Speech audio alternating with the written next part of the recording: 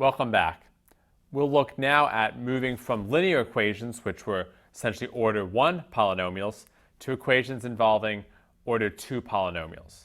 The 2 gives them the name quadratic equations. So let's begin with some basic background. The term quadratic here refers to the fact that there are degree 2 polynomials in play here. So the general way of writing them is y equals ax squared plus bx plus c. So for example, all of the following fit this model. X squared plus 4, 3x squared minus 7x plus 2, let's say 6x squared plus x. These are all examples that are allowed under this general model. Now, we have to draw an unfortunate conclusion, which is that unlike linear systems which were somehow simple, finding solutions to quadratics requires more sophisticated techniques. So we'll again do a review of factoring, which was something that we talked about a little bit before, but is very heavily emphasized on the CLEP. So we'll take a look at it again. We'll again review the quadratic formula.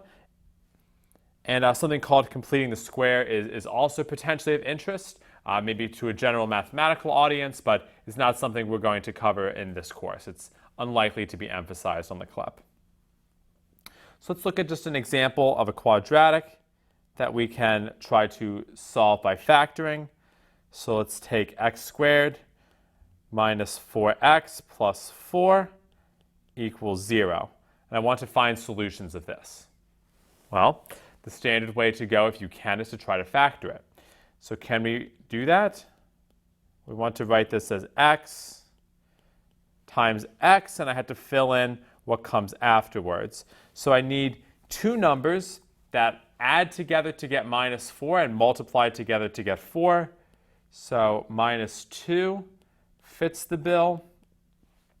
So I have x minus 2 times x minus 2, which tells me that x equals 2 is a solution, and x equals 2 is the solution. Well, they give me the same piece of information. So there is one solution,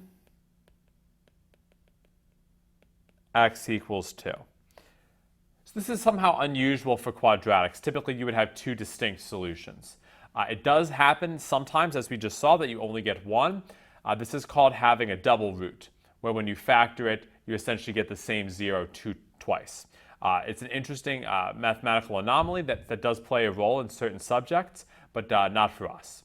For us, it kind of it's the same as if it was not a double root. So we can look at another example that we'll try to solve with factoring. We have x squared minus 7x plus 12 equals 0. So we'll try to factor this. Again, I need to have minus 7x and plus 12. So I need two numbers that add together to get minus 7 and multiply together to get 12. So if you think about that for a moment, minus 3 and minus 4 do this. If you add them together, you get minus 7. If you multiply them, you get positive 12. So I get this. So x is equal to 3 as a solution, and x is equal to 4 as a solution.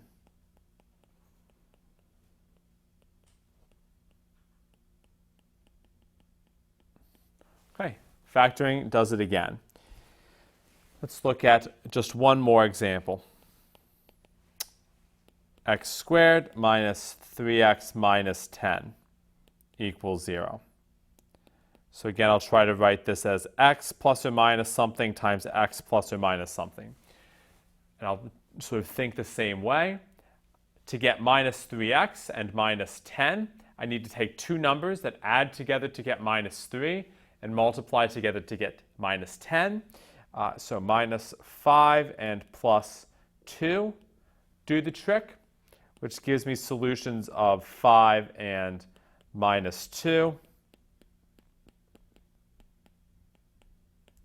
Great. So something you can always do for these is to check one or both of them. Let's check x equals 5. So I have 5 squared minus 3 times 5 minus 10. So this is 25 minus 15 minus 10, which is indeed 0. So just, sometimes nice to review that the results you get via factoring actually work. If you do it correctly, of course they will. So we'll move on now to discussing what happens when you can't factor in general. We'll review the quadratic formula, which is something we've seen already, and look at some different cases for that.